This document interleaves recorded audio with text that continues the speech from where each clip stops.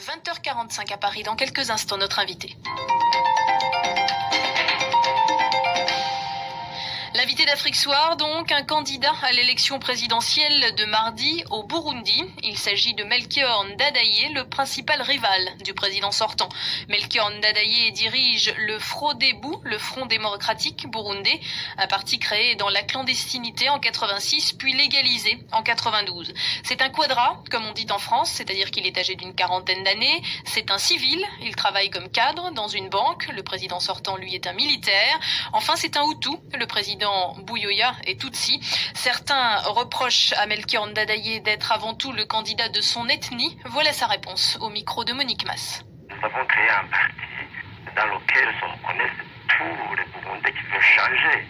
Il est évident que ceux qui ont profité de toutes les tragédies que nous avons connues dans ce pays accusent de tribalisme. En fait, c'est pour faire peur à la population et aussi pour recruter ethniquement chez eux. Les gens qui veulent le changement, il y en a dans toutes les ethnies. Et ce sont ces gens qui veulent le changement que nous avons recrutés essentiellement chez nous.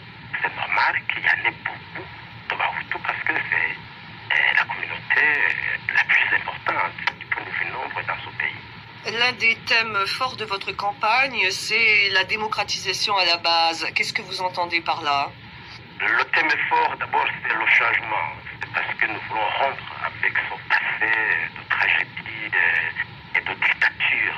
La démocratisation nous semble être un remède à certains aspects de nos problèmes politiques, et notamment à la base. Le peuple burundais n'a pas confiance dans l'administration. Et c'est ce manque de confiance, d'ailleurs, qui provoque de temps en temps des chauffourées à gauche et à droite. Nous voulons modifier certains aspects de la Constitution qui ne permettaient pas à la population d'élire directement les responsables au niveau de la colline et au niveau de la commune. En matière économique et sociale, quels sont les points forts de votre campagne? Le développement rural, l'agriculture et l'élevage.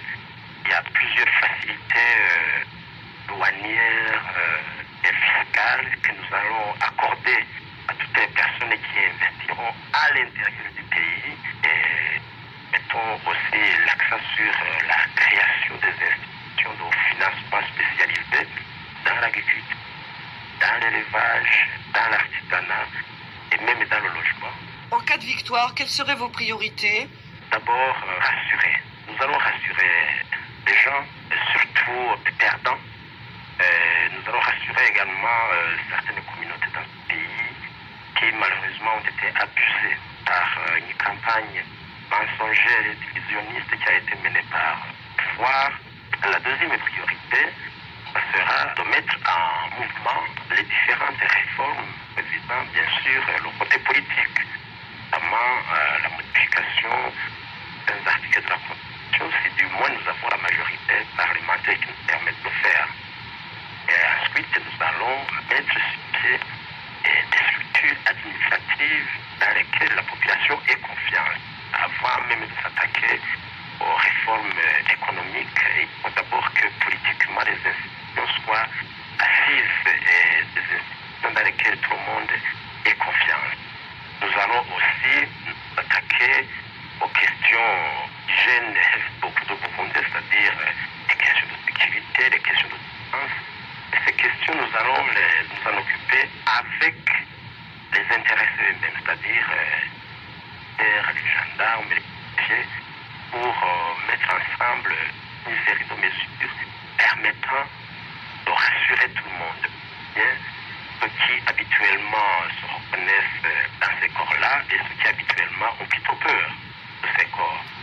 20h et bientôt 50 minutes à Paris. Prochain rendez-vous avec l'actualité africaine, 21h45, heure de temps universel.